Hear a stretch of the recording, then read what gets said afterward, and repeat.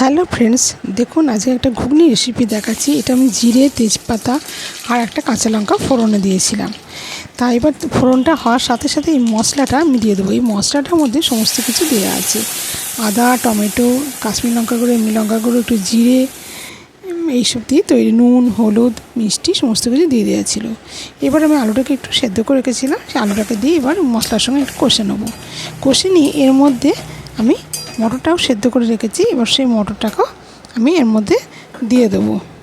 দিয়ে এবার আমি দুটোকে একসঙ্গে একটু নাড়াচাড়া করে নিয়ে তারপর আমি জল দিয়ে ফুটতে দেবো। কারণ খানিকটা তো সেদ্ধ হয়েছে আর খানিকটা এখনও তো হবে, নাহলে খেতে ভালো লাগবে না। তাই জন্য একটু বেশি করেই জলটা আমি দিয়ে দিলাম। এবার যে জলটা যেই ফুটবে তারপর আমি এতে একটুখানি গরম মশলা দেবো।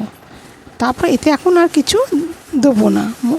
এবার নাবিয়ে একটা বাটিতে তুলে তারপর যেগুলো দেবো সেগুলো আমি দেখাচ্ছি। তো যাই হোক, এটা আমার হয়েই এসছে। এবার আমি এটাকে ঢাকা দিয়ে রেখে দেবো। দেখুন কত সুন্দর বসে গেছে। এবার আমি একটা বাটিতে তুলে নেব।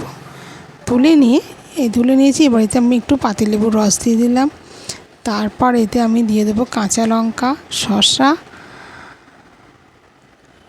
আর এটাকে দেওয়া হয়ে গেলে একটু এতে ভাজা মশলা করে রেখেছি। ভাজা মশলার মধ্যে হচ্ছে লঙ্কা আর জিরে, ওটাকে আমি গুঁড়িয়ে রেখেছি, সেই মশলাটাকেও দিয়ে দেবো। দিয়ে তারপর আমি এর মধ্যে একটু ঝুরি ভাজা দিয়ে দেবো। আর আমি এটা সম্পূর্ণ নিরামিষ করেছি, কারণ এইটা যে কোনো দিন যে কোনো সময় খাওয়া যায়। তা আপনারা পারলে ট্রাই করুন, দারুণ খেতেও লাগে আর সবাইকে খাওয়াতেও পারবেন। আর এটা একদম হালকা, শরীরের পক্ষেও ভালো। তা আমি এতে একটু উপর থেকে শুধু ঝুরি ভাজা দিয়ে দেবো। এরকম করে ট্রাই করে দেখুন, দারুণ খেতে লাগে। এটা হচ্ছে মুখরোচক একটা রেসিপি। আশা করি আপনাদের খুব ভালো লাগবে। যদি ভালো লেগে থাকে আমার চ্যানেলটাকে সাবস্ক্রাইব করুন, পাশে থাকবেন, লাইক কমেন্ট করতে ভুলবেন না।